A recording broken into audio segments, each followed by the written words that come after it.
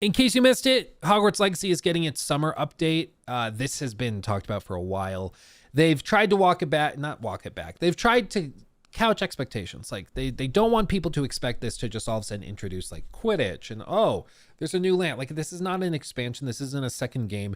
This is a summer update with some little stuff added and tweaks added to improve it, but not a whole lot beyond that. But with that said, a lot of people still have their expectations a bit out of whack. So on their official Twitter page or X page, whatever, they posted this video that showcases their full update and everything they're bringing. So we're going to see what they're actually bringing. My expectations are that it's going to be very, very minimal. We know that they're adding a photo mode. They already said that. They're adding back in that exclusive quest that was exclusive to PlayStation. That will be available to everybody, which is awesome. And then beyond that, there's a couple of little like, I think there's like a new like outfit or something that they're bringing, stuff like that, stuff like that.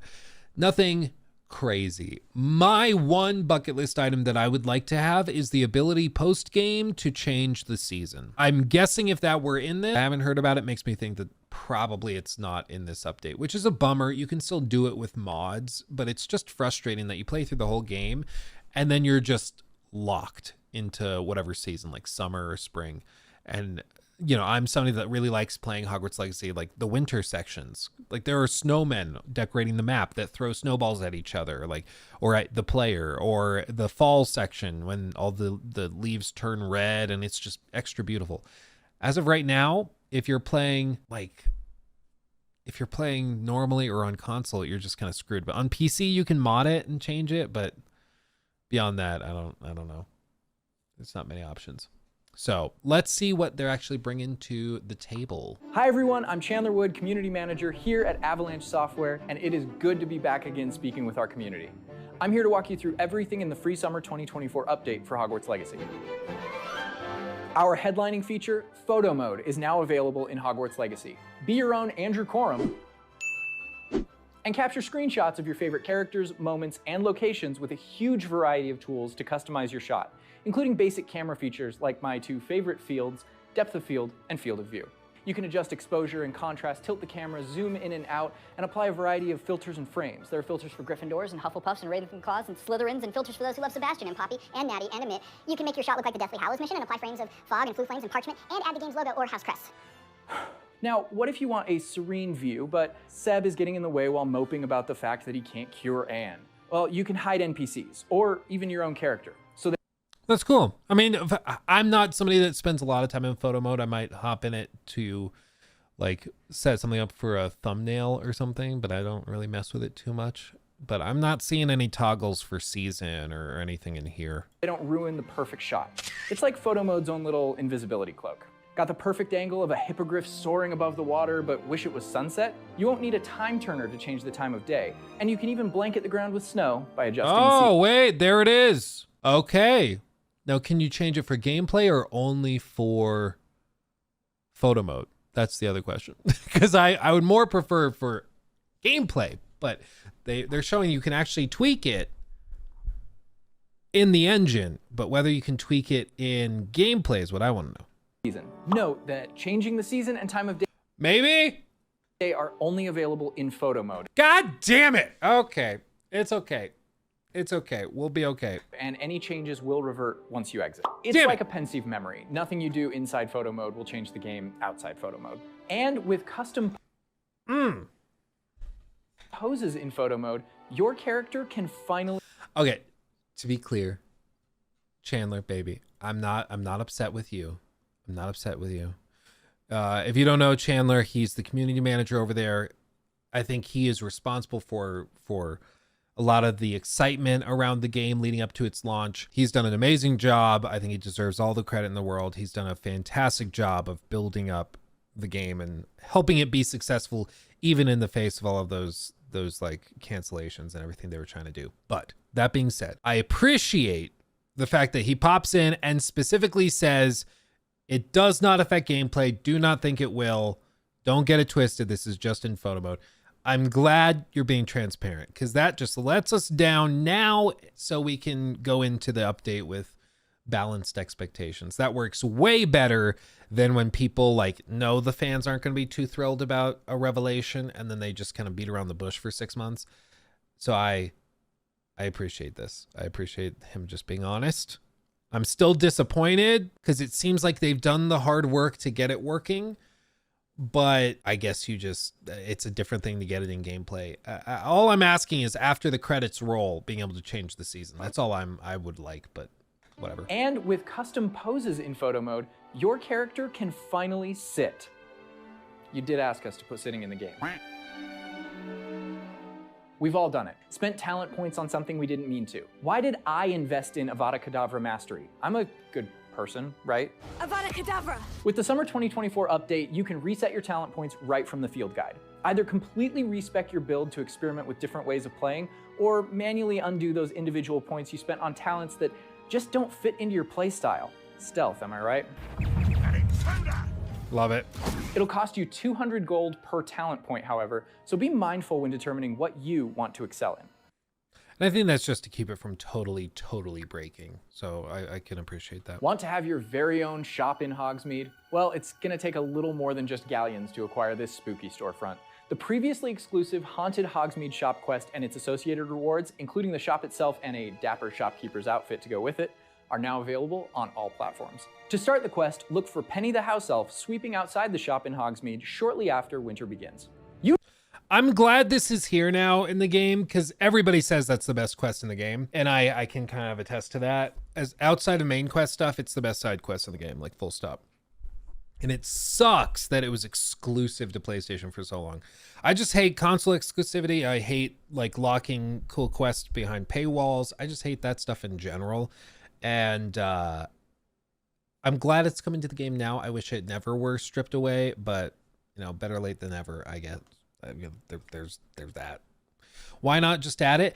I'm guessing it's not as simple as just changing, like adding the toggle to the game, because I'm guessing there's other like side quests or activities that despawn during the winter, and so they'd have to change all of the rules for those quests when you change the season to allow it to still spawn, things like that. It's got to be something like that. Otherwise, I don't know. Or, well, it could be, what's that added area? When do you get to that additional area of the map? In the southeast corner of the map? You know what I'm talking about?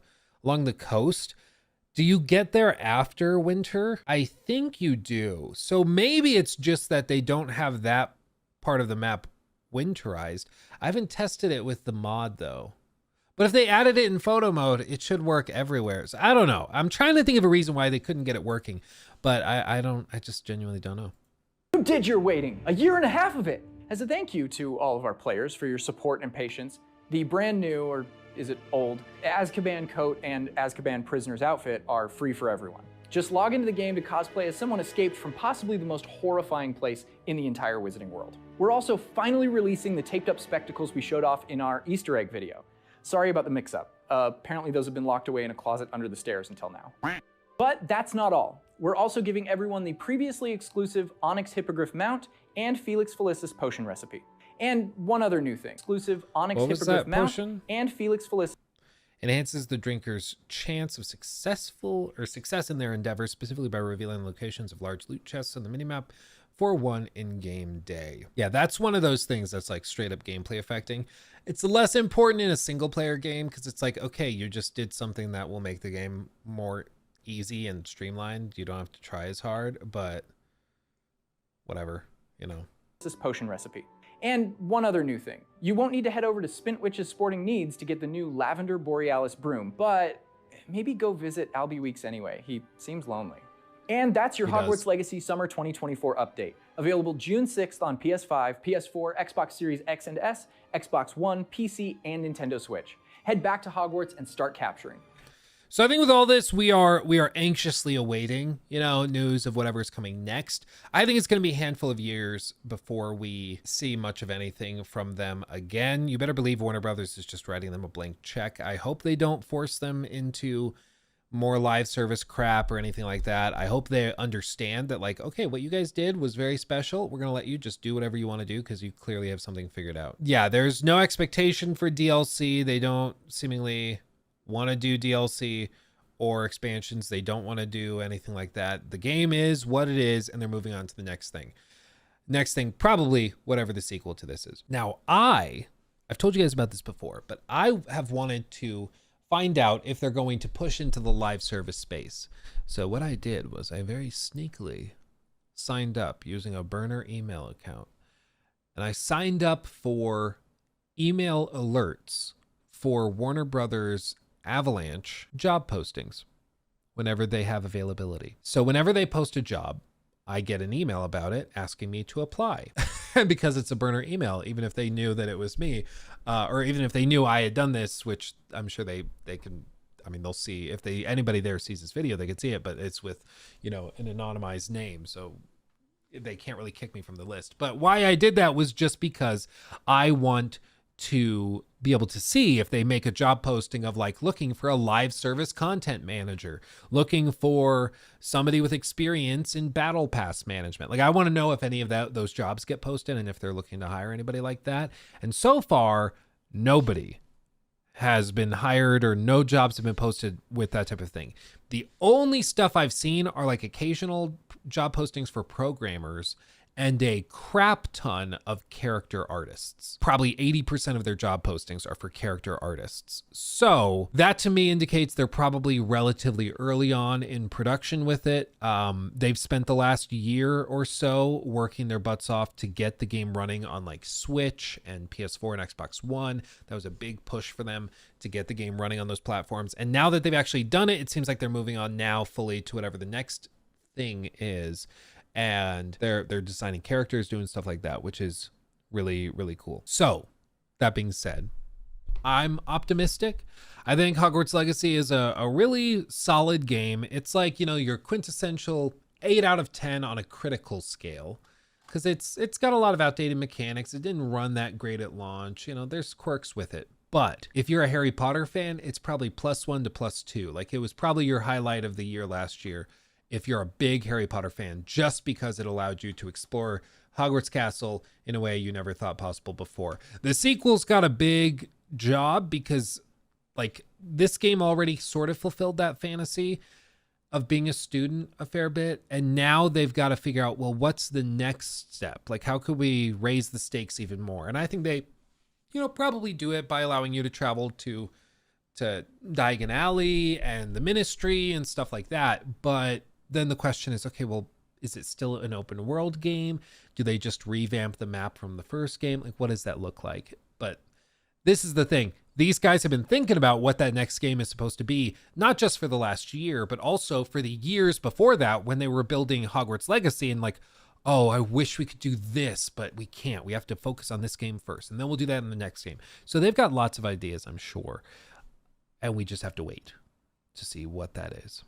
Imagine if I got hired. Yeah, I accidentally get hired, and then it's like, well, guys, YouTube was fun, but I got a job. I got to go. Sorry.